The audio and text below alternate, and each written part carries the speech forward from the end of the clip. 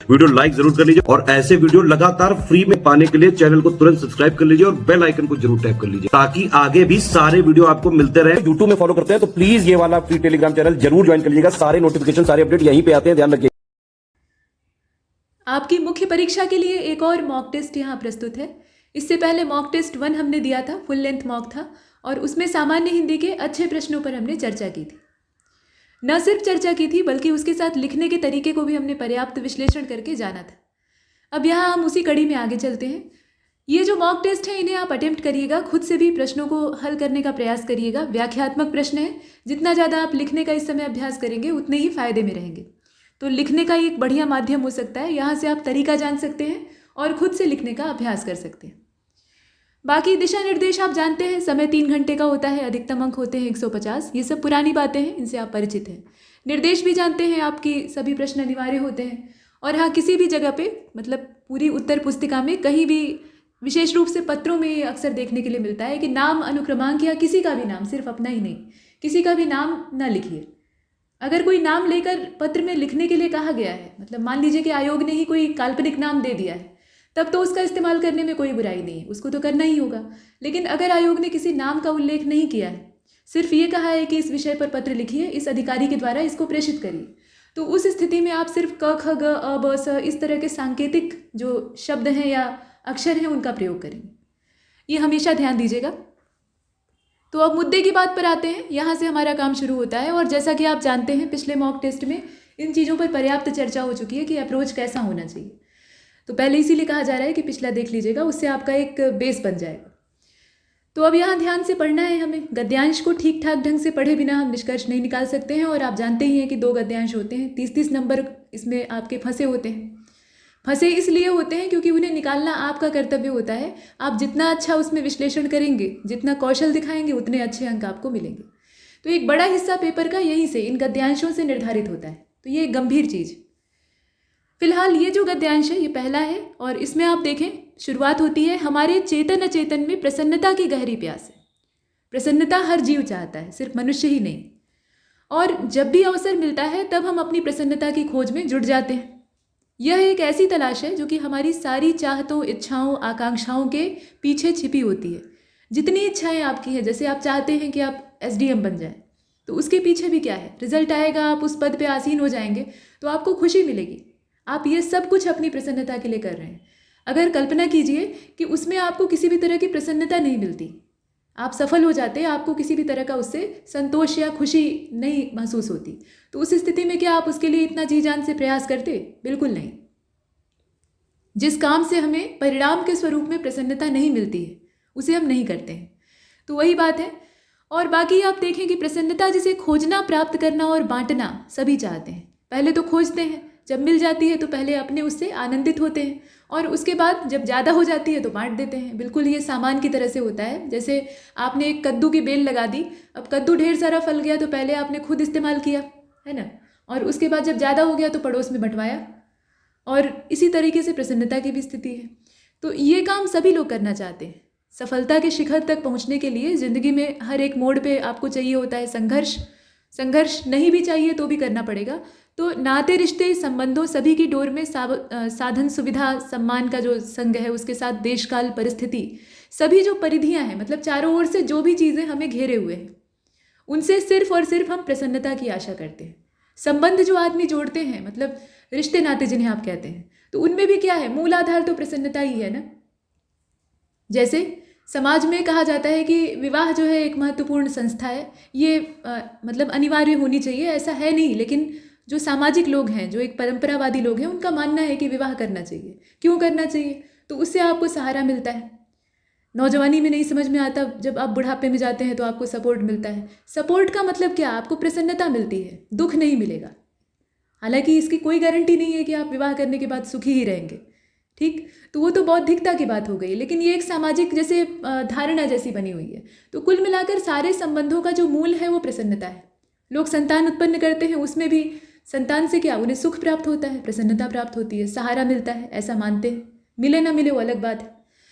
तो जितने भी रिश्ते नाते हैं, जितनी भी परिधियां हमारे चारों ओर हैं, या जितनी भी चीज़ें हैं, उन सब से हम प्रसन्नता की तलाश करते हैं। अब आइए आगे देखते हैं। जीवन के हर क्षण में हम प्रसन्नता चाहते हैं, बात वही बार बार गोल गोल घूम रही है। और इसके साथ साथ आप देखिए कि चाहे प्रसन्नता कहिए या प्रफुल्लता, सबके लिए अपने अपने मनोभावों के हिसाब से इनकी अलग अलग अनुभूति होती है। आवश्यक नहीं है कि जिस बात से आप खुश हो रहे हैं आपका बगल वाला या आपका जो निकटस्थ है वो उसी बात से प्रसन्न हो सकता है वो बात उसको अच्छी न लगती हो। तो आप हम सभी इसे पाने की दौड़ में सम्मिलित होते हैं। पाने के लिए तो सब लालायित होते हैं, सबका अलग अलग मंतव्य होता है।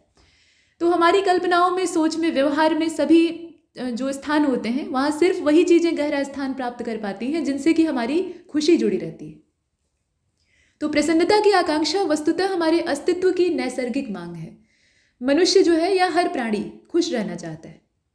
एक सामान्य जो जीव है, जैसे चौपाया पशु होते हैं या कोई भी मांसाहारी जीव हो सकता है, शाकाहारी हो सकता है, तो वो भी क्या चाहता है, उसका पेट भरा रहे, उसे कोई मारे डांटे नहीं, उसे रहने के लिए एक बढ़िया ठिकाना मिल जाए, उसके बाद वो एकदम संतुष्ट है। घर में एक कुत्ता पाल लीजिए, देखिए वो चाहेगा कि उसको बढ़िया भोजन मिले, रहने के लिए ठिकाना मिले और आप हमेशा उसके पास रहें। कुत्ता चूंकि स्वामी भक्त होता है तो वो चाहेगा कि उसका स्वामी जो है वो उसके पास हमेशा रहे। जब आप कहीं बाहर जाएंगे तो वो दुखी हो जाएगा, लौट के आएंगे तो वो प्रसन्न हो जाएगा। तो कहने का मतलब यह है कि प्रसन्नता सबकी आवश्यकता है और ये जीव का मूलभूत अस्तित्व का गुण है, अस्तित्व से जुड़ा हुआ गुण है। आगे की कहानी क्या है? तो आगे की कहानी यह है कि प्रसन्नता की निरंतरता बनी रहे ऐसा हम चाहते हैं और आनंद का पर्याय ये बन जाती है। तो हमारे शास्त्रों में आनंद को परमात्मा का स्वरूप माना गया है। ठीक, आनंद की ही प्राप्ति सब चाहते हैं और आनंद जिसको मिल जाता है वही परमात्मा के समीप होता है, ऐसा माना जाता है। तो प्रसन्नता को प्राप्त करने की संभावनाएं और क्षमताएं जो हैं वो सभी में हैं, लेकिन ज़िंदगी में सभी को इसका स्वाद नहीं मिलता है।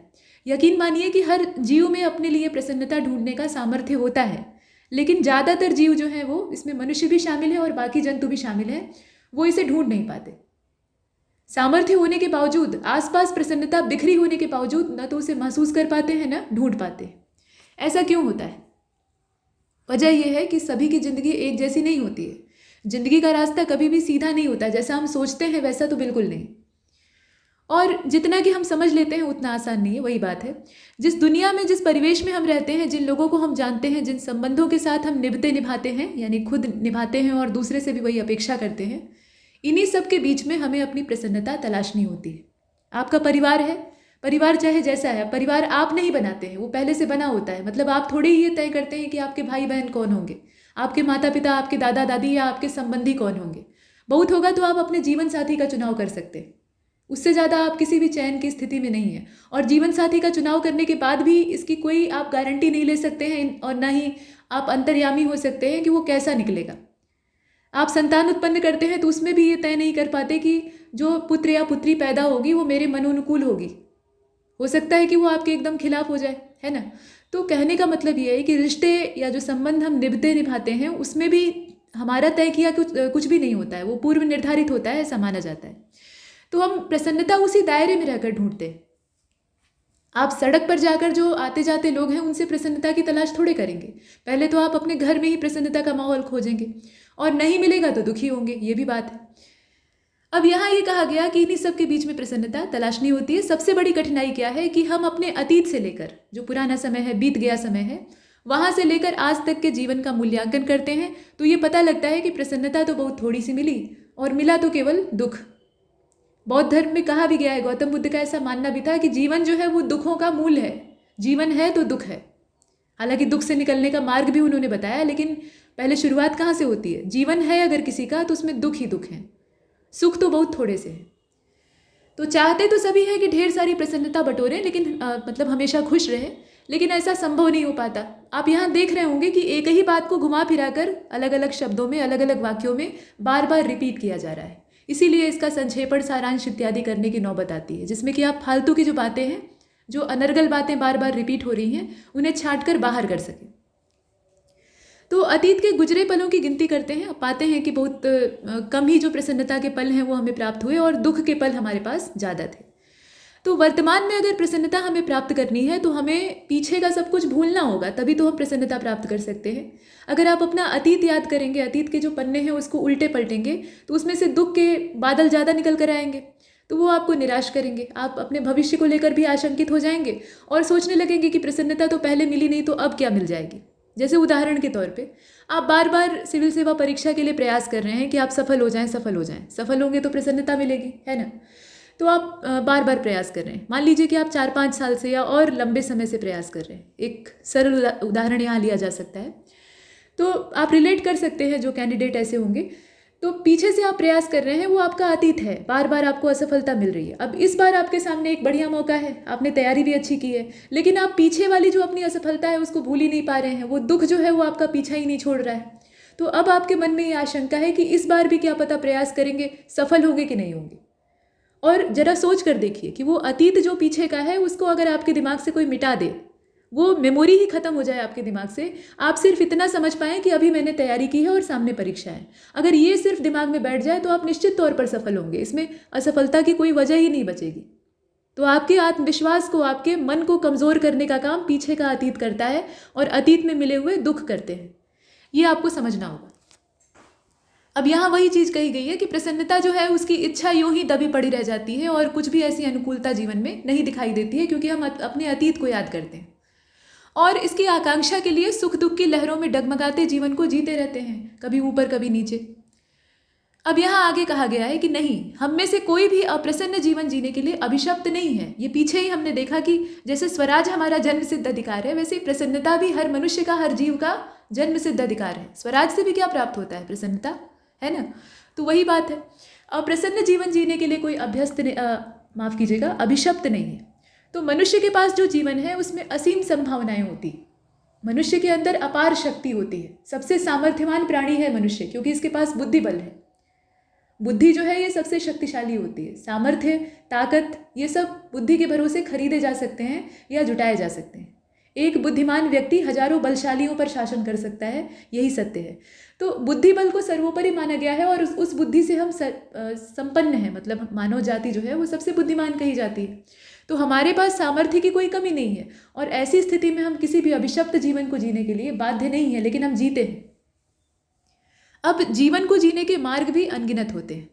बस ये है कि हमारी जिम्मेदारी ये बनती है कि जैसे एक मार्ग पे आपको असफलता मिल रही है तो आप नया रास्ता खोजें।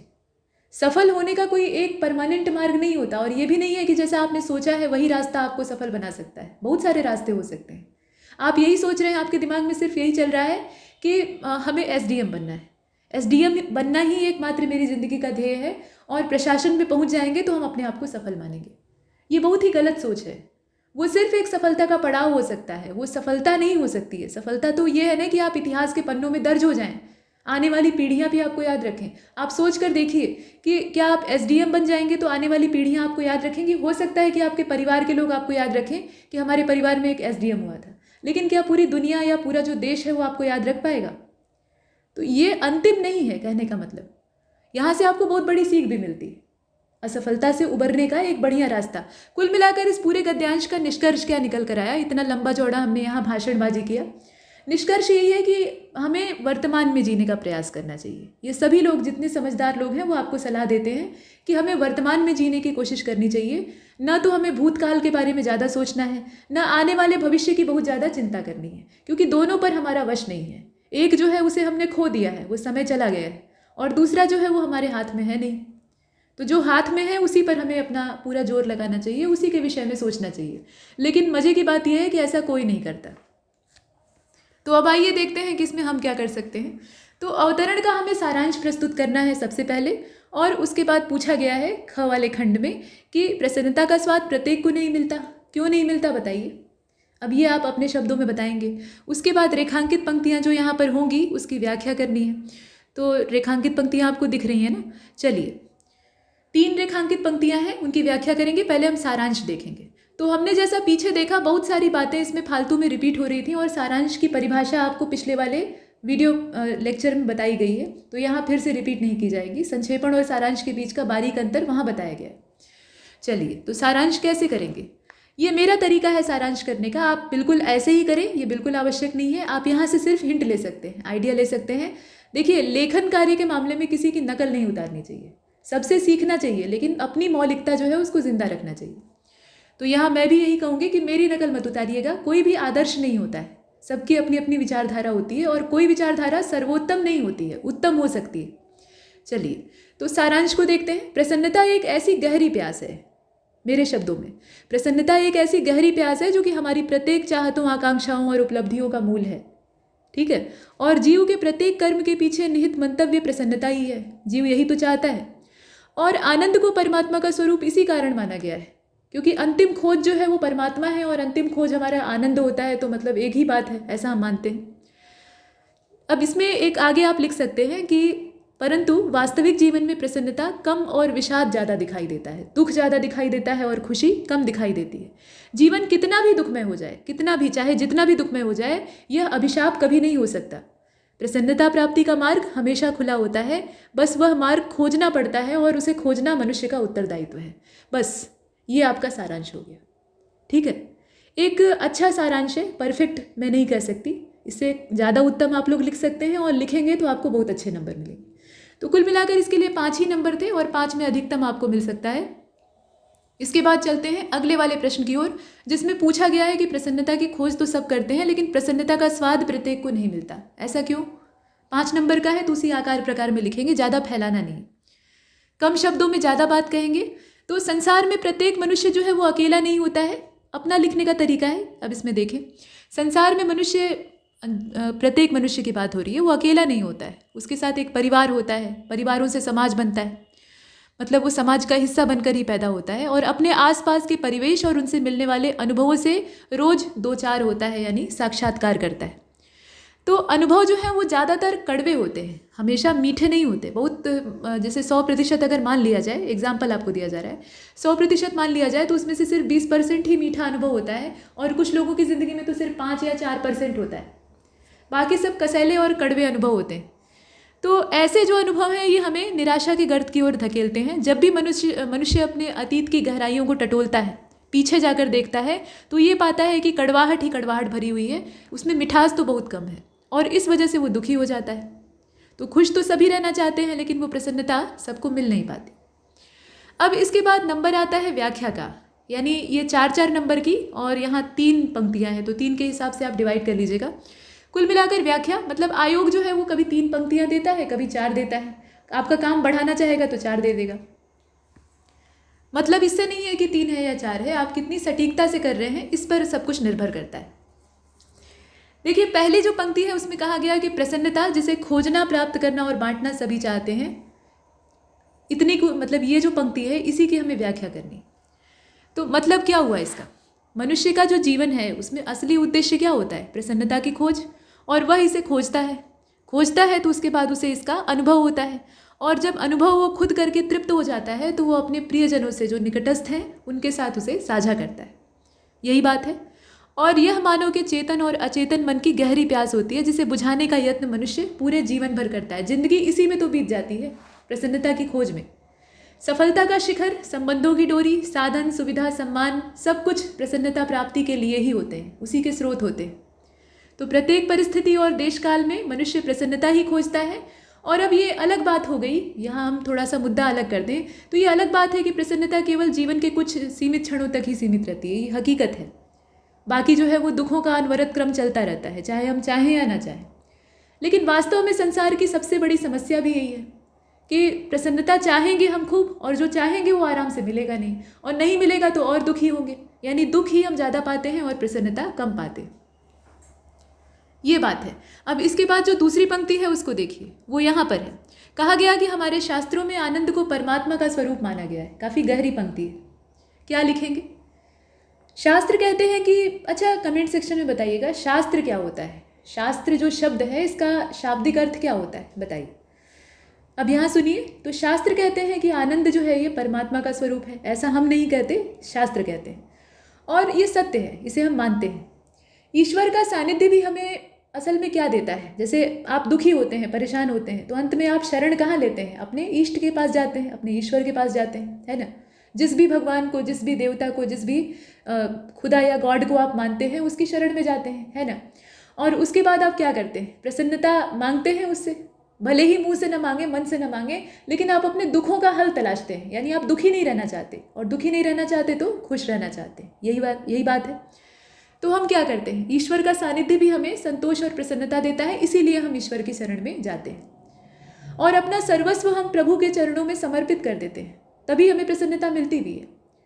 उसके बाद क्या होता है, हमें ऐसा लगता है कि कोई ऐसी पावर है, कोई ऐसी शक्ति है, कोई ऐसी पॉजिटिव एनर्जी है, आप उसे जो नाम दे दीजिए, ठीक है, मैं ईश्वर का नाम देती हूँ, आप उसे जो नाम देना चाहें दे दीजिए। तो ऐसी एक सकारात्मक ऊर्जा है, ऐसे एक भगवान है जिनके चरणों में आप सारी चिंताओं को जब समर्पित कर देते हैं तो आप निश्चिंत हो जाते हैं।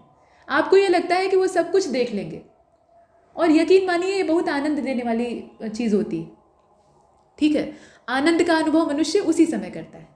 और यहाँ तक कि दुख के जो घनघोर क्षण होते हैं उस समय भी अगर आप भगवत भजन करते हैं, अपने ईश्वर का ध्यान करते हैं, जो भी आपके इष्ट हों उनका ध्यान करते हैं, तो आपको बहुत बड़ी राहत मिलती है। आप घोर निराशा के बादलों से बाहर निकलने में कामयाब होते हैं।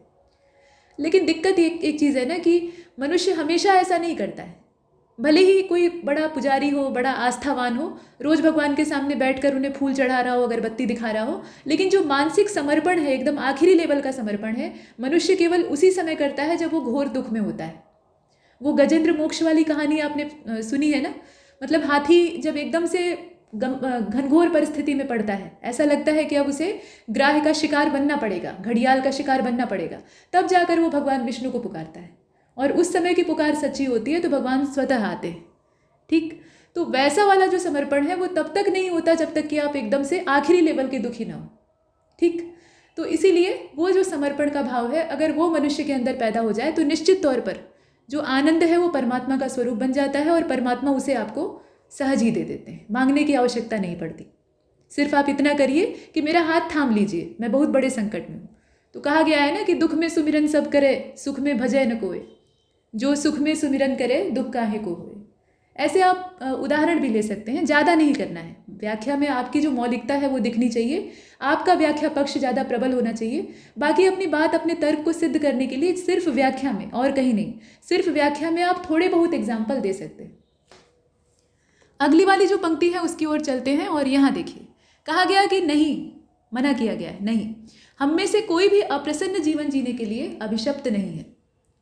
मनुष्य के पास जो जीवन है उसमें अपार संभावनाएं होती हैं, और सदैव होती हैं, हमेशा होती हैं। तो इसका क्या मतलब हो सकता है, इसकी व्याख्या आप कैसे करेंगे?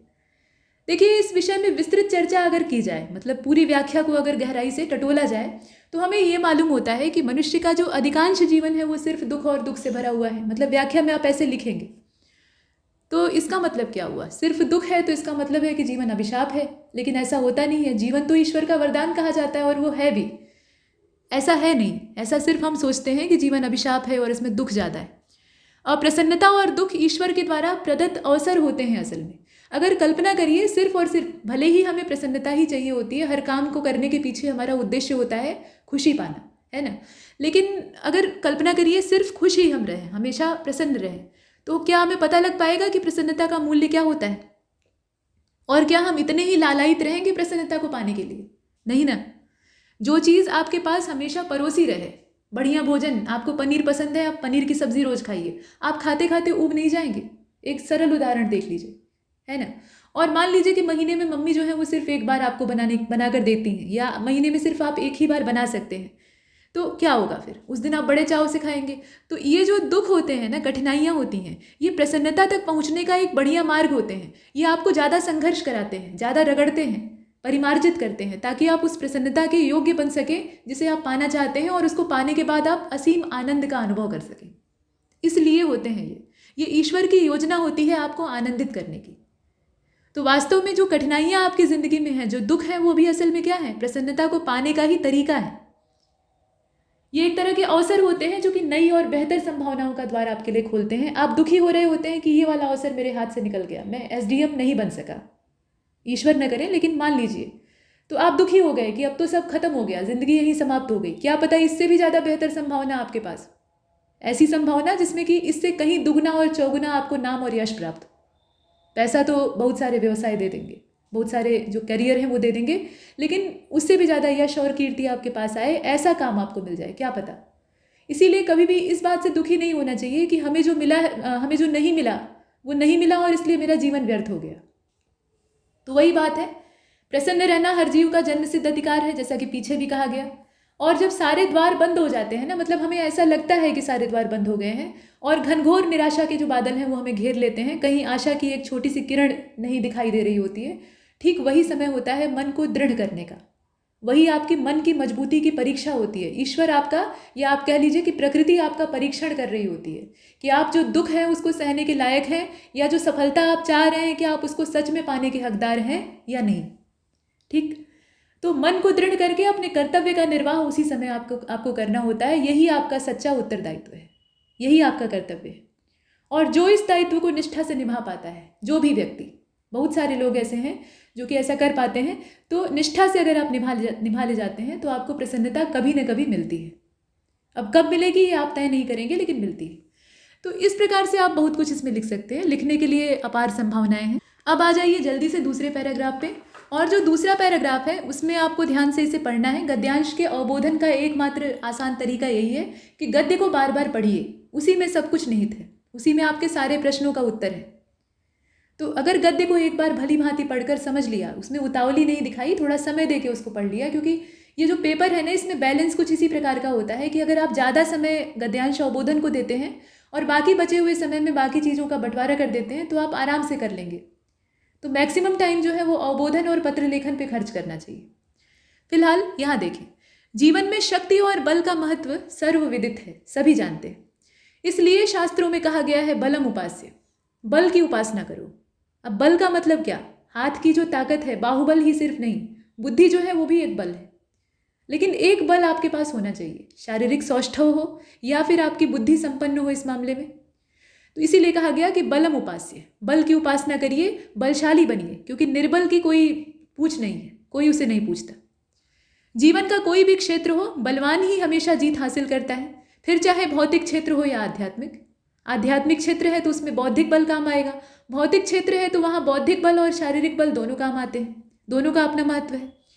अब भारतीय संस्कृति में शक्ति की उपासना को एक पूरा संप्रदाय और साधना का विधान ही दे दिया गया है। शाक्त धर्म देवी को समर्पित है ना।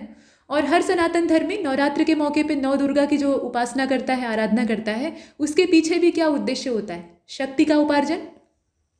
ठीक है, वो साधना जो है वो शक्ति के लिए ही तो होती है, सामर्थ्य के लिए होती है। तो दैनिक जीवन में शक्ति के अर्जन के लिए जानना बहुत ज़रूरी है कि शक्ति आप कहाँ पर खर्च कर रहे हैं। शक्ति का अर्जन करने का मतलब है असल में शक्ति का उचित प्रबंधन, पावर मैनेजमेंट। ठीक, अपने स्टेमिना को आप कैसे यूज़ कर रहे हैं, कैसे अपने पूरे दिन भर में अपनी शक्ति, अपने सामर्थ्य का विभाजन कर रहे हैं, किन कामों पे आप अपनी शक्ति को व्यर्थ गंवा रहे हैं। तो इसीलिए हमें यह जानना ज़रूरी हो जाता है कि हमारी शक्ति का ह्रास कहाँ पर हो रहा है, वो कहाँ पे बेकार खर्च हो रही। प्रायः इसके 3 मुख्य कारण होते हैं। एक तो पहली चीज़ कि बहुत ज़्यादा आप भोग विलास में अगर अपने जीवन को लिप्त कर दिए हैं तो आपकी शक्ति बेवजह जाया होगी। और दूसरा ये है कि आपका अपनी इंद्रियों पर ही नियंत्रण नहीं है, आपकी इंद्रियां जो है वो आपके वश में नहीं है, वो अपने ढंग से आचरण कर रही हैं, तो फिर आपका शरीर दुर्बल होता जाएगा।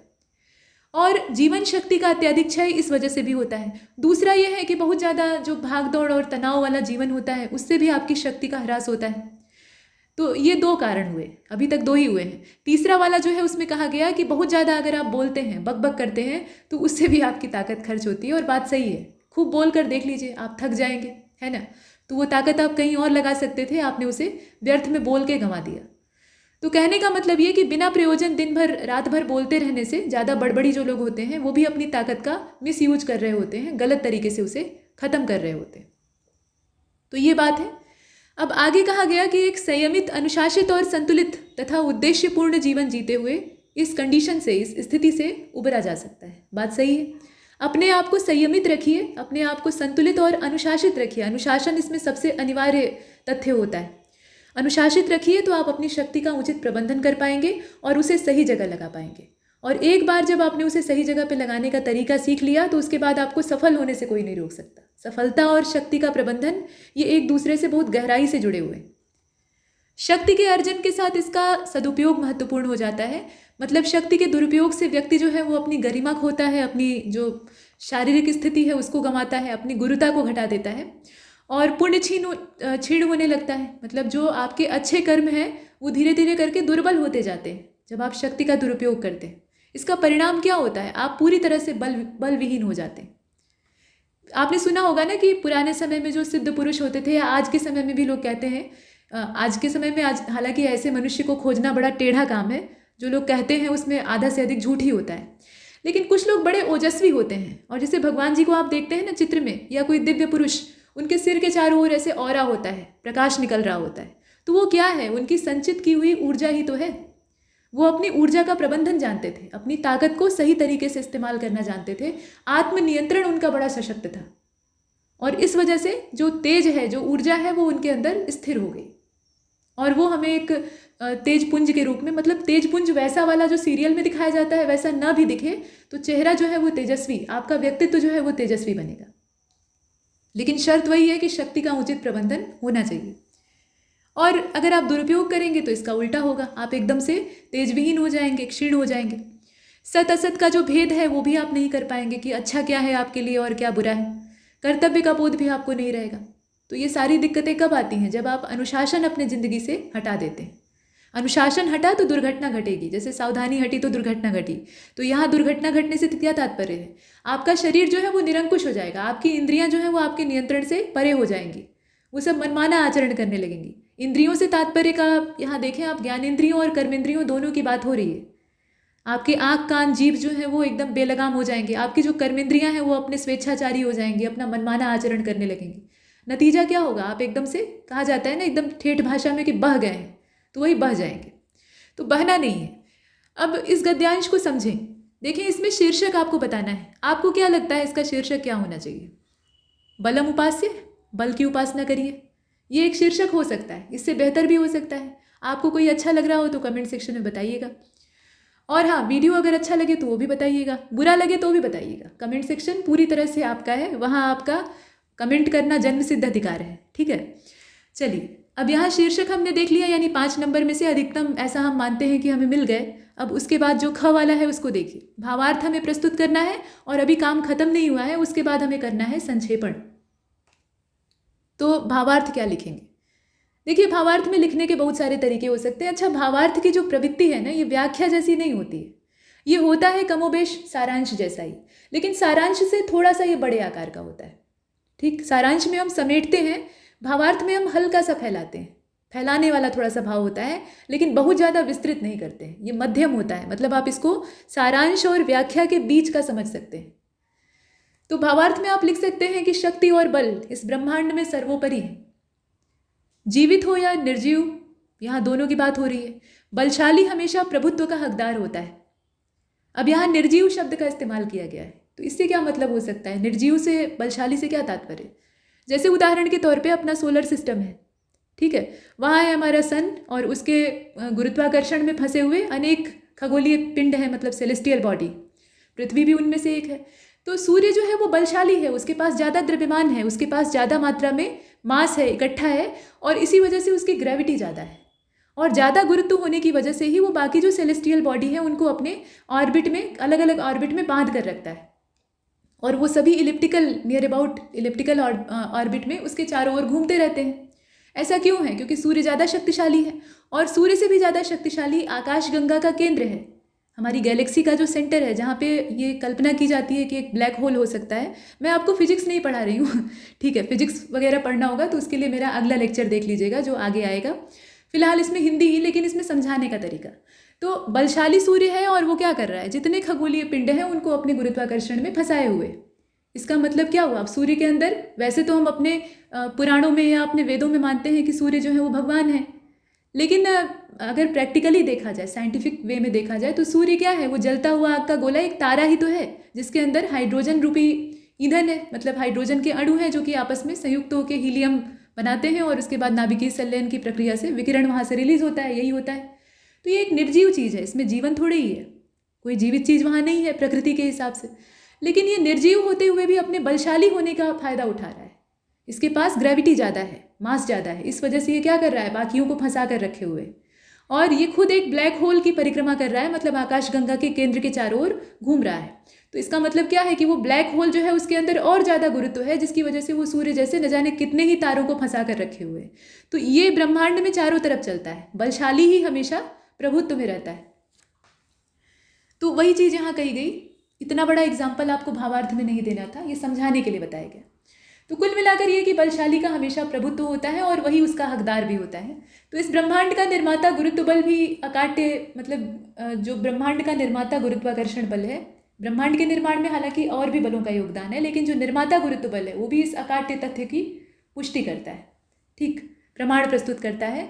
भारी और बड़ा पिंड सदैव छोटे छोटे जो अनगिनत पिंड हैं उनको अपने रुतबे में फंसा कर रखता है। यहाँ रुतबा शब्द इस्तेमाल किया गया क्योंकि हम व्याख्या कर रहे हैं। अब यहाँ देखें, ये भी लिखा जा सकता है कि यही सार्वभौमिक सत्य हमारे सामाजिक जीवन में भी लागू होता है। जो शक्तिशाली है वही पूज्य है, इसलिए बलम उपास्य, इसका उपदेश दिया जाता है। हर बुद्धिमान व्यक्ति भी कहता है कि बल की उपासना करिए। तो वर्तमान समय में लोग प्रगति के इच्छुक तो बहुत ज़्यादा हैं, लेकिन अपनी ऊर्जा का सही इस्तेमाल करना उनमें से ज़्यादातर को नहीं आता है, और यही विडंबना है। वजह ये होती है कि हम गलत जगह पे अपनी ऊर्जा लगा देते हैं, हमारी ताकत क्षीण हो जाती है, उसके बाद हम किसी काम के नहीं रहते। और वो ताकत शारीरिक भी होती है और मानसिक भी होती है। और यकीन मानिए कि मानसिक रूप से अगर आप एक बार थक जाते हैं तो फिर से रिकवर करना बड़ा मुश्किल होता है। शारीरिक थकान जो है वो जरा सा आराम करके दूर की जा सकती है, या कोई सप्लीमेंट लेकर दूर की जा सकती है ना। लेकिन मानसिक थकान जो आपको होती है ना, वो एक अच्छी नींद लेने के बाद और पूरा दिन बिताने के बाद ही कहीं जाकर दूर होती है, ये हकीकत है। यानी उस दिन के लिए तो आप गए। तो ये ऊर्जा बटोर कर रखना बहुत आवश्यक है। हमें शक्ति का संचय करना ही होगा, तभी हम कर्तव्यों का निर्वहन उचित प्रकार से कर सकते हैं। अब तरीका क्या इसका हो सकता है? तो उपाय यही है, या इसका एकल उत्तर यही हो सकता है कि अपने जीवन को अनुशासन की जंजीरों में बहुत कस के बांधना होगा। ये इतना आसान नहीं होगा। अनुशासन में जब हम बंधेंगे ना तो हमें बड़ी तकलीफ होगी। हर व्यक्ति, हर जीव जो है वो स्वच्छंद रहना चाहता है, निरंकुश रहना चाहता है, अनुशासित कोई नहीं रहना चाहता। सब बेलगाम अच्छा महसूस करते हैं। लेकिन यह अनुशासन ही है जो कि हमें जीने देता है, हमें जीने का सही तरीका दिखाता है। तो ऊर्जा और श्रम का अधिकाधिक सदुपयोग हो सके, इसके लिए बहुत आवश्यक है कि हम अनुशासित रहें। ठीक, ये बात है, और इसी को हम भावार्थ में लिखेंगे, और इसके लिए 10 नंबर यहाँ निर्धारित किए गए हैं, तो आपको अधिकतम मिल जाएंगे। अब इसके बाद आइए संक्षेपण कर लेते हैं। फैला तो हमने लिया, आप समेटना बाकी है। तो संक्षेपण में आप करते क्या हैं? जितनी भी अनर्गल बातें होती हैं जो बार बार रिपीट हो रही होती हैं या किसी काम की नहीं होती हैं, जिन बातों को छांटने के बाद, निकालने के बाद भी गद्यांश का कुछ बिगड़ता नहीं है, उसकी जो मूल संरचना है उसके साथ कोई परिवर्तन नहीं आता है, तो ऐसी ही स्थिति को हम कहते हैं सारांश, माफ कीजिएगा संक्षेपण। ठीक, संक्षेपण में हमें टोटल छंटनी करनी होती है। तो छांटने के बाद हम क्या लिख सकते हैं कि शक्तिशाली ही पूज्य है, चाहे जैविक हो या अजैविक, मतलब जिंदा हो या फिर निर्जीव हो। और ब्रह्मांड के संचालन का आधार ही है बलम उपास्य, या आप कह सकते हैं कि ब्रह्मांड के संचालन का आधार बलम उपास्य पर केंद्रित है। इसलिए अनुशासनबद्ध रहकर शक्ति का संचय और सही स्थान पर उसका क्रियान्वयन अपेक्षित है। बस यकीन मानिए, ये बहुत कायदे का संक्षेपण है। ये किसी की तारीफ या खुद की तारीफ नहीं है, लेकिन छोटा में आप छोटे साइज में और फालतू की बातों को बिना उसमें शामिल किए अगर आप लिख रहे हैं तो ये संक्षेपण श्रेष्ठ है। यहाँ 1/3 और 60 शब्द और 250 शब्द का आंकड़ा नहीं गिना जाता है। आपको ये बस देखना है कि छोटा हम लिखें और सब कुछ उसमें अट जाए। संक्षेपण नाम ही है, संक्षिप्त जितना रहेगा उतना बेहतर। तो ऐसे हो गया।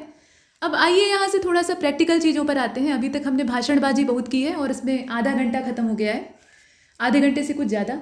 तो अभी तीसरा प्रश्न जो है, इसके 2 भाग होते हैं, जैसा कि आप जानते हैं। पत्र लेखन है, पहले वाले में परिपत्र क्या है वो पूछा गया है, तो परिभाषा आप लिख सकते हैं। और उसके बाद ये पूछ लिया गया कि ये कौन सी ऐसी परिस्थितियाँ होती हैं जिसमें कि इस्तेमाल होता है। इसमें प्रारूप और एग्जाम्पल के साथ आपको अपना पक्ष रखना है। बाकी आप परिपत्र की परिभाषा यहाँ से देख सकते हैं। यहाँ जो हमारी ओर से दी गई परिभाषा है उसे आप देख सकते हैं। यदि किसी मंत्रालय या विभागीय कार्यालय को अपने अधीनस्थ कार्यालयों या कर्मचारियों से कोई सूचना मंगानी होती है, किसी तरह की इन्फॉर्मेशन चाहिए होती है, या फिर उन्हें किसी सरकारी आदेश या जो अनुदेश हैं उनकी सूचना खुद देनी होती है उन्हें, तो उस कंडीशन में ये जो सर्कुलर है इन्हें जारी किया जाता है। इनका पर्पस दोनों हो सकता है, सूचना प्राप्त करना भी और सूचना दूसरों को देना भी। ये एक दिशीय होते हैं, मतलब ये वापस लौट के आने वाली परिस्थिति नहीं होती है इसमें। कहने का मतलब ये है कि ये आंतरिक होता है, इसका प्रयोग उसी मंत्रालय विभाग या कार्यालय तक सीमित रहता है, मतलब जिस दायरे में ये है। और एक मंत्रालय या विभाग या कार्यालय के परिपत्र में जो हिदायतें हैं उनको मानने के लिए अन्य जो मंत्रालय या कार्यालय हैं वो बाध्य नहीं होते हैं। ये एक चीज़ है इसमें, इसको बारीकी से देखिएगा। दूसरा मंत्रालय कार्यालय जो है वो इसके लिए मजबूर नहीं है, भेजा जा सकता है, भेजने में कोई लगाम नहीं है या रोक टोक नहीं है, लेकिन वो मानेगा या नहीं मानेगा ये उसकी मर्जी। और यदि जारी परिपत्र के अनुदेशों को दूसरे विभाग या कार्यालय को अपने कर्मचारियों पर लागू करना हो तो दूसरा विभाग या कार्यालय जो है वो अलग से परिपत्र जारी करेगा। ये नहीं है कि एक विभाग से या मंत्रालय से आया हुआ परिपत्र जो है उसी को वो अपने कर्मचारियों को थमा देगा कि इस ऑर्डर को फॉलो करिए, उसको वो अपने तरीके से जारी करेगा। अगर वो मनवाना चाहेगा तो अपने तरीके से जारी करेगा। ये कहने का मतलब है। बाकी प्रयोजन आप यहीं से समझ गए हैं, लेकिन वो अलग से दिया हुआ है, तो आप चाहें तो उसे भी देख सकते हैं। कि सरकारी नियमों या अनुदेशों को आवश्यकता अनुसार जो सूचित करने के उद्देश्य से इसे भेजा जाता है, मतलब जो अधीनस्थ कर्मचारी हैं उन्हें सामान्य रूप से सूचना देना इसका उद्देश्य होता है। और परिपत्र को आमतौर पर पत्राचार का कोई रूप नहीं माना जाता है और ये एक तरह का नया प्रयोग है। पुराना इसका जो स्वरूप है वो कार्यालय आदेश ही है और कार्यालय आदेश का ही एक अनुप्रयोग जो है वो परिपत्र के रूप में उभर आया। इसमें किसी उत्तर की अपेक्षा होती नहीं है, सीधा सीधा ये सूचना के उद्देश्य से होता है। सूचना हम पहुंचा दिए, बदले में कोई जवाब तो मांग नहीं रहे। और यदि कोई भी व्यक्ति विशेष है और कोई आदेश या अनुदेश वो देना चाहता है तो उसके लिए वो मतलब ऐसा आदेश या अनुदेश देना चाहता है जो कि सिर्फ सूचना के उद्देश्य से नहीं है, बल्कि उसे ये आश्वस्त होना है कि वो आदेश पूर्ण हुआ या नहीं, मतलब उस आदेश का पालन किया गया या नहीं, तो उसे आदेश के रूप में ही जारी करना है। मतलब वो जो पत्र है वो आदेश के फॉर्मेट में जारी होगा। विशेषता क्या है कि परिपत्र जो है इसको पत्राचार नहीं माना जाता है आमतौर पे। पत्राचार का मतलब क्या होता है, यहाँ लिखते हैं हम कोई चीज़ तो उसका उत्तर हमें मिल सकता है। मतलब लेखनी होती है, एक प्रेषक होता है, एक प्रेषिती होता है, दोनों के बीच में वार्तालाप होता है। पत्राचार यही है, पत्र का आदान प्रदान। यहाँ आदान प्रदान है नहीं, एक तरफा सब कुछ है, तो इसे हम पत्राचार का प्रारूप नहीं मानते और किसी उत्तर की अपेक्षा की नहीं जा रही है। साथ ही साथ यहाँ देखें अब ये परिपत्र का एक एग्जाम्पल, ये सरकारी प्रारूप है। परिपत्र के दो तरह के प्रारूप आमतौर पे दिखाई देते हैं। एक तो अर्ध सरकारी प्रारूप होता है जो कि कार्यालय आदेश वाले स्टाइल में लिखा जाता है। आपने देखा होगा कहीं कहीं परिपत्र बीच में लिखा रहता है और ऊपर ऐसे कार्यालय मंत्रालय विभाग का नाम रहता है और इसके नीचे ऐसे एक बड़े से पैराग्राफ में सारी बात को कह दिया जाता है, बिल्कुल कार्यालय आदेश की तरह। तो वैसा वाला भी परिपत्र आपने देखा होगा। तो प्रायः वो अर्ध सरकारी शैली कही जाती है और ये शासकीय शैली का है, बिल्कुल सरकारी पत्र की तरह लिखते हैं। लेकिन इसमें संबोधन आप देखें, पहले तो पत्रांक इत्यादि जो है वो इधर संलग्न किया गया है। ये ओरिजिनल लेटर है, ठीक है, ये कहीं से कल्पना से नहीं गढ़ा गया है बल्कि वास्तविक। तो आवश्यक समयबद्ध संख्या ये आप अपनी तरफ से काल्पनिक डाल सकते हैं, ऐसा नहीं कि रट कर जाएं। और आपको अगर बहुत सारे पत्रों के एग्जाम्पल चाहिए तो इंटरनेट पे कहीं और भटकने से ज़्यादा अच्छा है कि जो यूपी गवर्नमेंट का शासनादेश करके एक पोर्टल है, वेबसाइट है, वहाँ से आप बहुत सारे जो लेटर हैं अलग अलग प्रकार के उनको डाउनलोड कर सकते हैं। वो ओरिजिनल है, ठीक है, और ओरिजिनल है, वहाँ से आपको बेहतर जानकारी मिलेगी। किसी भी काल्पनिक ऐसे किताब के पत्र पे या ऐसे भी कहीं मतलब कुछ भी उठा के नहीं पढ़ना है, नहीं तो ये रिस्की हो सकता है। आपने पता लगा एक प्रारूप में पत्र तैयार कर लिया, वो सही ही नहीं है, अब वही जाकर आपने परीक्षा में बना दिया, आपका 10 नंबर चला गया। इसीलिए ज़रा सावधानी से जो प्रामाणिक स्रोत हैं उन्हीं पर भरोसा करना चाहिए। तो फिलहाल ये एक प्रामाणिक पत्र है, मतलब ओरिजिनल है, इसे देखकर भी आप समझ गए होंगे। प्रेषक इसमें कौन है, ये मुख्य सचिव हैं, कृषि विभाग के हैं, उत्तर प्रदेश शासन लखनऊ, ये इनका हो गया आता पता। और किसको भेजा जा रहा है, तो ये कई सारे लोगों को प्रेषित हो रहा है। एक तो समस्त जिलाधिकारी, उत्तर प्रदेश के जितने जिलों के डीएम हैं, डिस्ट्रिक्ट मजिस्ट्रेट हैं, उन सभी को। उसके अलावा पुलिस कमिश्नर लखनऊ और गौतम बुद्ध नगर के, और सभी वरिष्ठ पुलिस अधीक्षक उत्तर प्रदेश के। स्थान लखनऊ है, दिनांक आपका जो भी है डाल दीजिएगा। और हाँ, विषय क्या है, परिपत्र में विषय लिखते हैं जैसे सरकारी पत्र में लिखते हैं।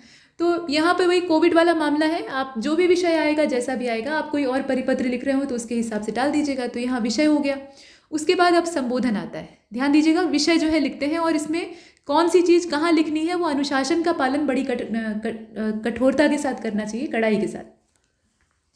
तो महोदय का संबोधन और उसके बाद ये पूरा जो वार्तालाप है इसको किया गया, मतलब यहाँ से लिखा गया, कृपया उपर्युक्त कोरोना वायरस की रोकथाम के संबंध में, मतलब इस मामले के संदर्भ में समय समय पर शासन द्वारा निर्गत विभिन्न शासनादेशों यथा, मतलब जैसे मुख्य सचिव उत्तर प्रदेश का जो उत्तर प्रदेश शासन का जो पत्र था उसका यहाँ संदर्भ लिया गया है। यहाँ बहुत सारे पत्रों का संदर्भ लिया गया है। तो उन सभी के द्वारा जो लॉकडाउन की स्थिति में आवश्यक सेवाओं, कटाई मड़ाई, भंडारण, विपणन, इन सब के संबंध में आवश्यक निर्देश निर्गत किए गए, ठीक है, इन सभी के द्वारा निर्देश निर्गत किए गए। और इसके साथ साथ भारतीय कृषि अनुसंधान परिषद यानी ICAR जो अपना है, उसके द्वारा किसानों के उपयोगार्थ एक एडवाइजरी, एक सलाहकारी जो मशवरा है वो जारी हुआ है। और इसी के क्रम में जो पूर्व निर्गत निर्देश हैं उनके अनुपालन के साथ साथ एडवाइजरी का प्रचार प्रसार करते हुए अनुपालन सुनिश्चित कराया जाए। यानी यहाँ एक सूचना दी गई है कि अनुपालन जो है उसको, मतलब इन निर्देशों का अनुपालन जो है उसको सुनिश्चित कराना है। और साथ में कहा गया कि जारी की गई एडवाइजरी के सुसंगत अंश जो कि उपयोगी हैं इस पत्र के उद्देश्य से, उसको पत्र के साथ संलग्न किया गया है। मतलब जो अटैचमेंट है उसकी चर्चा थोड़ी सी नीचे की गई है। आप देख रहे हैं यहाँ सूचित किया गया है कि अनुपालन सुनिश्चित करिए। ये नहीं है कि बदले में अनुपालन हुआ या नहीं उसका जवाब हमको भेजिए, ऐसा कोई अपेक्षा नहीं किया गया है। तो ये परिपत्र है। और फिर नीचे वही पुराना ढर्रा हस्ताक्षर है और प्रतिलिपियाँ जिसको जिसको भेजनी है उसको भेज दीजिएगा, ये काम हो गया। पत्र संख्या नीचे भी डाली जाती है और कभी कभी सिर्फ ऊपर ही रहती है, तो अगर आपने सिर्फ ऊपर डाला है तो भी चल जाएगा, सही जगह पे डालिएगा बस। नीचे लिखना इतना आवश्यक नहीं है, कभी कभी पृष्ठांकन जो है वो दूसरे पेज में चला गया, ठीक है, या पत्र को और ज़्यादा स्पष्ट बनाने के उद्देश्य से भी पत्र संख्या को नीचे डालते हैं। कई सारे इसके पर्पज़ होते हैं। और हाँ, प्रतिलिपियाँ प्रेषित करने के बाद एक बार फिर से यहाँ आज्ञा सूचक हस्ताक्षर होना आवश्यक है। तो ये हो गया आपका परिपत्र का ढांचा। अब आइए अब लौट चलते हैं अपने पुराने प्रश्न की ओर। अब ये जो दूसरा पत्र आपको लिखना है, कहा गया, अब ये पत्र आपको दे दिया गया है लिखने के लिए, इसमें कोई अपनी तरफ से प्रारूप नहीं बनाना है। कहा गया कि पंचायती राज उत्तर प्रदेश शासन की ओर से जिला पंचायत अध्यक्ष के सामान्य निर्वाचन हेतु तिथि निर्धारण संबंधी अधिसूचना जारी करिए। यानी एक अधिसूचना आपको लिखनी पड़ेगी जिसमें कि जो निर्वाचन की तिथि है उससे निर्धारण संबंधी जानकारी आपको देनी पड़ेगी। तो आइए देखते हैं कि यह अधिसूचना कैसे लिखी जा सकती है। तो ये है आपकी अधिसूचना, उत्तर प्रदेश शासन पंचायती राज अनुभाग 3। और ये अधिसूचना की संख्या छोटी सी है, ज़्यादा लंबी चौड़ी बात नहीं कही जाती है। सूचना देना उद्देश्य होता है और ये सार्वजनिक सूचना होती है, इसीलिए आप देखते हैं कि अधिसूचना या विज्ञप्ति जो है ये सरकारी गजट जो होता है, अखबारों में सार्वजनिक किया जाता है, वहाँ छापी जाती है। कई बार गजट का प्रकाशन हो चुका रहता है तो असाधारण अंक निकालना पड़ता है, उसमें अधिसूचना को जारी किया जाता है। तो जनता तक भी इस सूचना को पहुंचाने का उद्देश्य होता है, ये गोपनीय नहीं होती है। तो यहाँ पर देखें, अधिसूचना जो है जारी की गई है लखनऊ से, इसका दिनांक है 14 जून 2021। आप अपने सुविधानुसार तारीखें बदल सकते हैं और संख्या भी रटने की आवश्यकता बिल्कुल नहीं है, आप अपने हिसाब से डाल सकते हैं। ये काल्पनिक भी हो सकती है, इसमें कोई दिक्कत नहीं। तो पंचायती राज अनुभाग 3 हो गया और यहाँ आपने ये पूरा ऊपर का लिख दिया, ऐसे मास्ट हेड इसका होता है। उसके बाद आपको थोड़ा सा नीचे, यहाँ ज़्यादा सटा के आ गया है, थोड़ा सा ज़्यादा नीचे डाल के, मतलब करीब एक लाइन का बीच में गैप देके नीचे बीच में लिखना होता है अधिसूचना, और उसके बाद करीब एक लाइन का गैप देके आपको लिखना चाहिए। एक लाइन का गैप एक अंदाजे से कहा जा रहा है क्योंकि वहाँ आपको प्लेन शीट मिलेगी, पेपर जो है वो प्लेन होगा, रूलदार नहीं होगा, तो उसमें आपको एक अंदाजिया उतनी जगह छोड़नी चाहिए ताकि स्पष्ट दिखाई दे। अब यहाँ जो मुख्य बात है उसको एक बड़े से पैराग्राफ में लिख देंगे, बड़ा पैराग्राफ या छोटा पैराग्राफ जैसा बन सके। तो यहाँ देखें, कहा गया कि भारत का संविधान जो है उसके अनुच्छेद 243 ट का जो खंड क है या पहला खंड है, और उत्तर प्रदेश क्षेत्र पंचायत और जिला पंचायत अधिनियम जो 1961 का संदर्भ है, यहाँ संख्या वगैरह पड़ी हुई है, उसकी धारा फलाने फलाने मतलब 264 है ख जो है, और उसकी उपधारा 3 इसके अधीन शक्तियों का प्रयोग करके, मतलब ये जितनी भी धाराएं, जितने भी अनुच्छेद आपने पीछे देखे, इनकी शक्तियों के माध्यम से राज्यपाल, प्रदेश का राज्यपाल, राज्य निर्वाचन आयोग के परामर्श से राज्य में जिला पंचायत अध्यक्ष के पदों के सामान्य निर्वाचन हेतु 2021 के लिए, मतलब ये निर्वाचन की प्रक्रिया 2021 की थी, तो उसके लिए 15 जून 2021 से लेकर 3 जुलाई 2021 तक के लिए दिनांक पत्र नियत करती हैं। करते हैं नहीं, करती हैं, क्योंकि राज्यपाल महिला है। तो राज्यपाल की आज्ञा से, अब यहाँ राज्यपाल की अनुमति से हस्ताक्षर कौन कर रहा है? ये मनोज कुमार सिंह जी हैं जो कि अपर मुख्य सचिव हैं। अब यहाँ पर आप नाम न ही डालें तो भलाई है, क्योंकि नाम के लिए कहा नहीं गया था, तो आप क ख ग अ ब स डाल सकते हैं। और उसके बाद संख्या और दिनांक जो है अधिसूचना की तदैव लिख सकते हैं, या चाहे तो फिर से डाल सकते हैं। तदैव का मतलब है जैसा आपने ऊपर लिखा है बिल्कुल वैसे ही। अब आपको करना क्या है? तो प्रतिलिपियां भेजनी पड़ेंगी इसकी। प्रतिलिपियां आप किसको किसको भेजेंगे? अगर आपको नहीं सूझ रहा है, एक आध सूझ रहा है तो उसको लिख दीजिए, बाकी जो है उसके लिए ब्लैंक छोड़ दीजिए, 1-2 नंबर डाल के ऐसे किया जा सकता है। तो यहाँ पर चूंकि प्रतिलिपियों के लिए अच्छी खासी संख्या आपको दिख रही होगी, राज्य निर्वाचन आयुक्त को आप भेज रहे हैं, अपर मुख्य सचिव गृह विभाग के जो हैं उनको भेजेंगे, अपर मुख्य सचिव कार्मिक विभाग जो है उसको, निदेशक पंचायती राज जो है उनको भेजना होगा, स्टाफ ऑफिसर जो हैं वो कृषि उत्पादन और मुख्य सचिव वाले, उनको भी प्रेषित करना होगा। तो मान लीजिए कि आप इतना नहीं याद रख पा रहे हैं, तो आप प्रतिलिपि प्रेषित और उसके बाद 1 ऐसे लंबा डैश, 2 ऐसे लंबा डैश, 3 ऐसे लंबा डैश चल जाएगा। और उसके बाद एक बार प्रतिलिपियां भेजने की भी आपको आज्ञा देनी पड़ेगी। तो आज्ञा से फिर वही मनोज कुमार सिंह या अबस, नीचे आपका पद नाम, हस्ताक्षर, ठीक, ऐसे करके अधिसूचना लिखी जाएगी। तो अभी मामला जो है ख़त्म नहीं हुआ है, अब यहाँ से हमारा स्टैटिक पोर्शन चालू होता है। अभी तक तो हमने अपनी अभिव्यक्ति की आज़ादी का इस्तेमाल किया है, लेकिन अभी जो अपनी रटने वाली बुद्धि है उसका प्रयोग करने का नंबर आ गया है। तो आपको बताना होगा विलोम। ये कुल मिलाकर लगभग 10 शब्द होते हैं और मुझे नहीं लगता आयोग गिन कर देता है, ये 10 से ज़्यादा भी हो सकते हैं, लेकिन नंबर इस पर 10 ही मिलते हैं। तो यहाँ देखें, विलोम शब्द जो है इसमें देखें, पहला आपका अध्यावसाय है, दूसरा है अक्षर, आकर्षण, आविर्भाव, शब्दों को आप देख रहे हैं ना, गणतंत्र, तेजस्वी, यथार्थ, बर्बर, क्षणिक, श्लेष। तो बताइए इनका विलोम क्या हो सकता है? अध्यावसाय का हो सकता है अनध्यावसाय। अक्षर का क्या हो जाएगा? अ हटा दीजिए, अ उपसर्ग है, क्षर, ठीक है। और इसमें आकर्षण लिखा हुआ है ना, तो आकर्षण का आप प्रतिकर्षण भी लिख सकते हैं और विकर्षण भी लिख सकते हैं, दोनों हो सकता है।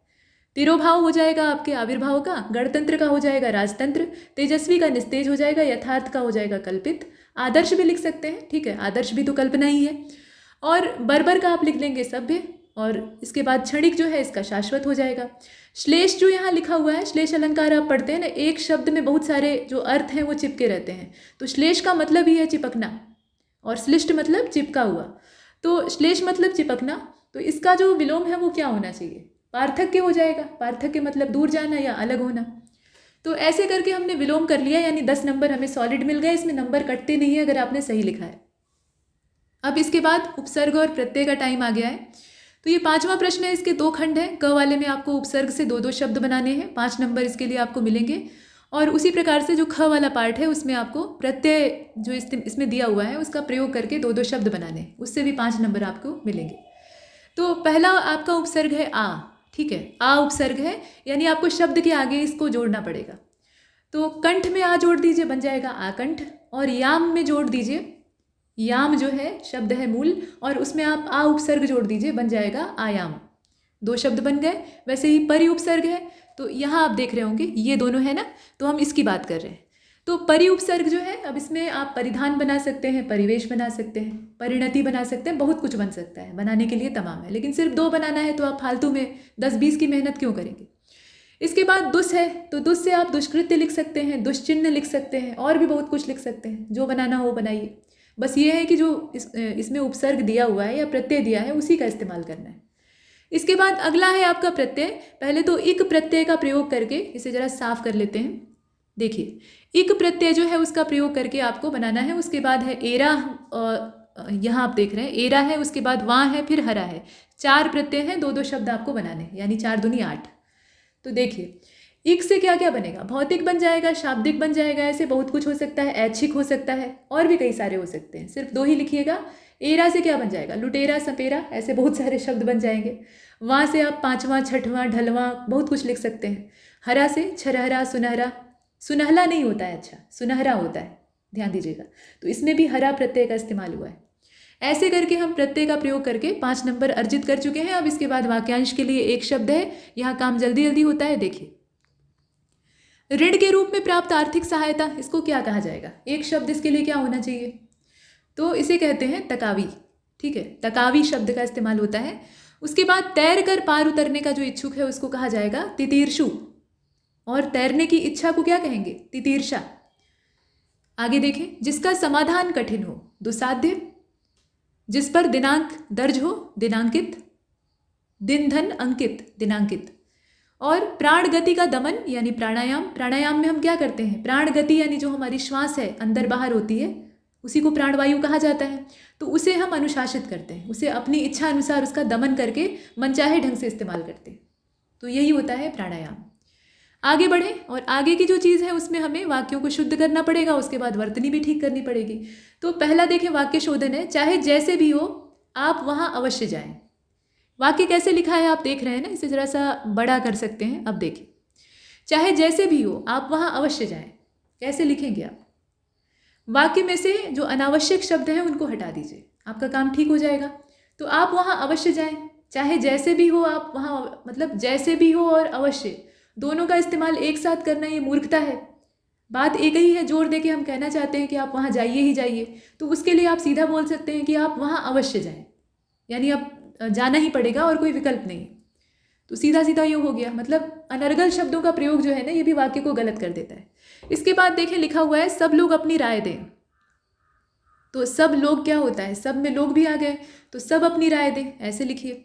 वह यावत जीवन प्रयागराज में कल्पवास करते रहे। अब ये जो वाक्य है ये ठीक नहीं है, इसको सही कैसे करेंगे। तो इसमें बाकी चीज़ें तो जो लिखी हुई हैं वो ठीक हैं, लेकिन ये जो यावत जीवन लिखा है इसकी वर्तनी गलत है। आप जानते हैं यावत जीवन होता है मतलब आधा ज होता है, फिर जाकर पूरा ज होता है, और यहाँ पे आधा त का इस्तेमाल किया गया है, तो ये वर्तनी के लिहाज से गलत हो गया है। इसके बाद चौथे वाले वाक्य को देखें, गोपनीय पत्र को तुमने क्यों खोला। तो पहले तो इसको सीधा करने की ज़रूरत है, इसका क्रम विन्यास ही गड़बड़ है। तुमने यहाँ पे तुम ही करता है, यानी जो व्यक्ति खोल रहा है, तो तुमने गोपनीय पत्र को क्यों खोला, ऐसे लिखेंगे और यहाँ जो ये पूर्ण विराम लगा है इसकी जगह लगेगा प्रश्नवाचक चिन्ह, क्योंकि ये प्रश्न पूछा गया है। और 5वें नंबर का वाक्य देखिएगा, महिला क्रीड़ा स्पर्धा। यहाँ देखें, महिला क्रीड़ा स्पर्धा की विजेता एक कृषांगिनी थी। अब इसे आपको सही करना है, इसका क्या लिखेंगे आप बताइए। तो आप लिख सकते हैं कि महिला प्रतिस्पर्धा या महिला क्रीड़ा स्पर्धा, इसकी विजेता मतलब वाक्य कुछ इस प्रकार से होगा, महिला क्रीड़ा स्पर्धा की विजेता कृषांगी थी। कृषांगी होगा, कृषांगिनी नहीं होगा। और एक का प्रयोग यहाँ करना मतलब बेवकूफ़ी है। एक शब्द तो इसमें परिलक्षित ही हो रहा है, नहीं तो ये बहुवचन में इस्तेमाल हुआ, यहाँ जो शब्द है उसको बहुवचन में हम इस्तेमाल करते हैं, लेकिन ये एक वचन है तो इसका मतलब एक ही महिला की बात हो रही है। कृषांगी का मतलब होता है दुबली पतली, दुबली पतली जो महिला है उसके लिए शब्द का इस्तेमाल होता है। तो एक दुबली पतली महिला जो है वो प्रतियोगिता की विनर थी, ऐसा कहा जा रहा है। वाक्य को ऐसे लिखा जाएगा कि महिला प्रतिस्पर्धा या क्रीड़ा स्पर्धा, उसकी विजेता एक कृषांगी थी। अब यहाँ से मुहावरा लोकोक्ति वाला जो क्रम है वो शुरू होगा। नहीं, अभी जो वर्तनी शोधन है वो बचा हुआ है। तो देखिए इसमें वर्तनी किसकी किसकी हमको सुधारनी है। पहला तो आपका है शिक्षणेतर, ठीक, शिक्षण से इतर। दूसरा है उपरोक्त। तीसरा है सौहार्द, कैसे लिखा है देखिएगा। और है पूजनीय, थोड़ा जूम किया गया है ताकि आप स्पष्ट अक्षरों को देख पाएँ, शब्दों को देख पाएँ। और है सौंदर्यता। इसे सही करना बहुत आसान है, आराम से आप कर सकते हैं। शिक्षणेतर नहीं होता है, यहाँ देखें शिक्षणेतर होता है, आधा त रहेगा ही नहीं, यहाँ पूरा त ही रहेगा। उपरोक्त नहीं होता है बल्कि उपर्युक्त होता है, आप जानते ही हैं। हम लोग लिखते हैं, अक्सर लिख देते हैं उपरोक्त, लेकिन उपरोक्त नहीं होता, उपर्युक्त होता है। सौहार्द नहीं होता, सौहार्द होता है। यहाँ जो नीचे समुद्री र घुस गया है ना, इसमें लग गया है, वो नहीं होना चाहिए। पूजनीय नहीं होता, या तो आप पूज्य लिख लीजिए और नहीं तो फिर पूजनीय लिखिए, पूजनीय पूरा। और यहाँ सौंदर्य होना चाहिए, सौंदर्यता नहीं होना चाहिए। और नहीं तो फिर सौंदर्यता लिखना है तो सुंदरता लिख दीजिए। चलिए अब आगे चलते हैं, 8वें नंबर के अंतिम प्रश्न को देखते हैं। और इसमें कुल मिलाकर 10 मुहावरे लोकोक्ति हैं। इसका आपको वाक्य में प्रयोग करना है, अर्थ बताना है। अर्थ पहले बताएंगे, उसके बाद वाक्य में प्रयोग करेंगे। ये काम नहीं करना है कि वाक्य में इस्तेमाल कर लिए और अर्थ का पता ही नहीं है, तो फिर नंबर नहीं मिलेगा। और प्रत्येक के लिए 3-3 नंबर होता है, यानी अच्छा खासा यहाँ से भी आपको मार्जिन मिलता है। पहला लिखा हुआ है, ये लोकोक्ति है, कोई माल मस्त कोई हाल मस्त। कोई माल मस्त कोई हाल मस्त, बताइए इसका अर्थ क्या होगा। मतलब यह है कि हर व्यक्ति अपने अपने हाल में खुश है, ठीक, अपने तरह अपनी स्थिति में प्रसन्न है। प्रयोग में क्या कर सकते हैं, कोई माल मस्त कोई हाल मस्त, हम हैं अपनी खाल में मस्त। और भी बहुत सारे प्रयोग हो सकते हैं, चाहे जैसे आप इस्तेमाल करें। मतलब वाक्य प्रयोग पूरी तरह से आपकी इच्छा पर निर्भर करता है, बस सटीक होना चाहिए। उसमें जो लोकोक्ति या मुहावरा आप फिट करें वो ऐसा ना लगे कि बाहर से चिपकाया गया है, लगे कि उसी का हिस्सा था। तो पहला हो गया। दूसरा है गाडर पाली ऊन को लागी चरण कपास, प्रचलित लोकोक्ति है। गाडर जो लोग नहीं जानते, गाडर मतलब होता है भेड़।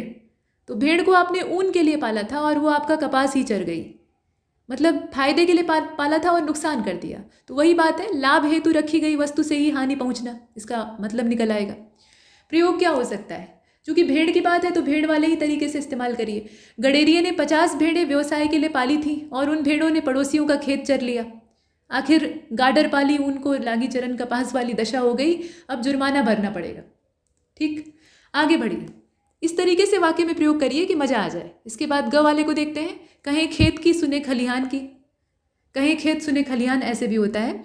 मतलब क्या हुआ, ध्यान से आप नहीं सुन रहे हैं। कहा जा रहा है खेत, आपको सुनाई दे रहा है खलिहान। तो प्रयोग कैसे इसका करेंगे, लिख सकते हैं, कुछ भी लिख सकते हैं। बरकत दर्जी को एक बात 10 बार बोलनी पड़ती है। उनकी दशा बिल्कुल कहें खेत और सुने खलिहान वाली। मतलब आप कहेंगे कि जेब मत सिलना तो वो जेब सिल कर मानेंगे, ऐसा कुछ। इसके बाद देखें घ वाले को, कढ़ाई से गिरा चूल्हे में पड़ा, कढ़ाई से बच गए तो सीधे आग में चले गए। मतलब ये कि एक मुसीबत से छूटे तो दूसरी में जाकर पड़ गए। इसका वाक्य में प्रयोग आप कैसे करेंगे, लिख सकते हैं बेचारा रामदीन जो है वो कढ़ाई से गिरा और चूल्हे में पड़े वाली स्थिति में आ गया है। चोरी का आरोप उसके ऊपर लगा था, उससे वो बरी हुआ तो अब उसके ऊपर हत्या का मुकदमा दर्ज हो गया, और भी भयंकर। ऐसे करके लिखा जा सकता है। इसके बाद अगला 9, 2, 11 होना है, बताने की आवश्यकता है नहीं। अच्छा, च वाला देखिए, भाग जागना। ये भाग जाना नहीं है, भाग जाना तो इसका अर्थ हो जाएगा 9, 2, 11 होने का, वो आप वाक्य में प्रयोग बेहतर कर सकते हैं। भाग जागना एक मुहावरा है। भाग मतलब भाग्य से तात्पर्य है, जागना मतलब जागृत होना, यानी आपका जो भाग्य है वो खुल गया है, भाग्योदय हो गया है। तो इसको आप क्या लिखेंगे, किस्मत खुलना। वाक्य में प्रयोग कैसे करेंगे, राजेश्वर जी के दोनों लड़के राजपत्रित अधिकारी बन गए, उनके तो जैसे भाग ही जाग गए। एक चीज़ और है कि यहाँ थोड़ा सा नामों का इस्तेमाल किया गया है, तो नाम का इस्तेमाल मत करिएगा। ठीक, मतलब इसमें आप कोई सर्वनाम इस्तेमाल कर सकते हैं, संज्ञा शब्द नामों का इस्तेमाल नहीं करिए, या फिर कोई अ ब स भी इस्तेमाल कर सकते हैं। नाम का प्रयोग हालांकि मुहावरे के वाक्य प्रयोग में उतना गलत भी नहीं है, लेकिन ना ही करें तो बेहतर होता है, भरसक बचना चाहिए। तो चलिए, मतलब कह सकते हैं कि मेरे पड़ोसी के दोनों लड़के जो हैं वो राजपत्रित अधिकारी बन गए और उनके तो जैसे भाग ही जाग गए, ऐसे भी लिखा जा सकता है। इसके बाद हीला हवाली वाला तो आप जानते ही हैं, आप भी अक्सर करते होंगे, टाल मटोल आनाकानी या बात से मुकरने वाली स्थिति होती है। तो सरकारी दफ्तरों में ये चलता रहता है, तो उन्हीं के ऊपर थोप दीजिए कि सरकारी दफ्तरों में हीला हवाली आम बात है, परीक्षक को भी पढ़ के मज़ा आ जाएगा। इसके बाद हूर की परी, कहते हैं ना तुम तो हूर की परी हो, तो ये हूर की परी का मतलब है बहुत सुंदर महिला को ऐसा कहा जाता है। तो आप प्रयोग कर सकते हैं एकदम सार्थक, मधुबाला हूर की परी ही तो थी, उनका बेमिसाल रूप आज भी यादगार है। सही बात है, मतलब बॉलीवुड की मर्लिन मुनरो उनको कहा जाता था, और मेरे हिसाब से अगर देखा जाए तो मर्लिन मुनरो से भी ज़्यादा खूबसूरत थी। इसके बाद अगला वाला देखें, चुपड़ी और दो दो। चुपड़ी का मतलब समझ रहे हैं, घी लगी, देसी घी लगी जो गर्म रोटी होती है उसको कहा जाता है। तो चुपड़ी और दो दो का मतलब ये हुआ कि फ़ायदा ही फ़ायदा, या आप इसको ये भी कह सकते हैं कि अयोग्य को उच्च कोटि की चीज़ थोक के भाव में मिल जाए, तो उसके लिए भी इस मुहावरे का कहीं कहीं इस्तेमाल किया जाता है। प्रयोग आप इसका कर लीजिए, कथावाचक रामधारी एक नंबर का घंटाल है। घंटाल का मतलब क्या होता है? ढोंगी, पाखंडी। तो एक नंबर का घंटाल है, और आज उसे रुद्राभिषेक के साथ साथ शतचंडी पाठ का भी आमंत्रण मिल गया। तो वाह भाई, चुपड़ी और दो दो, अब भला और क्या चाहिए। सही बात। आगे चलते हैं, जो अंतिम वाला है, इस पहले तो वर्ण को पहचानते हैं ना, ये ईया है, ईया ऐसे लिखा जाता है। ये लिखने की आदत हो सकता है आपकी छूट गई हो, उसको डाल दीजिएगा। तो ये लिखा हुआ है, देह धरे के दंड हैं। तो इसका अर्थ होता है, मतलब देह धरने का दंड है सब कुछ, अर्थात जो भोग या प्रारब्ध है वो निश्चित है, उसे भोगना ही होगा। मतलब देह जब आपने धर ली है तो उससे संबंधित जो कष्ट हैं, विकार हैं, वो आपको झेलने ही होंगे। तो आप प्रयोग कर सकते हैं, देह धरे का दंड है सब काहू को होए, ज्ञानी भुगते ज्ञान से अज्ञानी भुगते रोए। और भी बहुत सारे इसके प्रयोग हो सकते हैं। आप कविता की जैसी पंक्तियां भी बना सकते हैं, उसमें कोई हर्ज नहीं है। या आप हिंदी का विशुद्ध वाक्य भी इस्तेमाल कर सकते हैं। ये पूरी तरह से आपकी मौलिकता है, और इस मॉक टेस्ट में इतना ही। बहुत ज़्यादा आपका समय लिया, आप चाहें तो इसकी स्पीड बढ़ा के भी सुन सकते हैं, लेकिन एक बार प्रैक्टिस इससे अवश्य करिएगा। बहुत ही मेहनत से ये टेस्ट बनाया भी गया है और रिकॉर्ड भी किया जा रहा है। तो मेहनत तभी सार्थक होगी जब आप इससे एक अच्छी आंसर राइटिंग प्रैक्टिस करेंगे। तो अभी ऐसे बहुत सारे वीडियोज़ मिलेंगे, हमारे साथ बने रहिए। तब तक के लिए नमस्कार।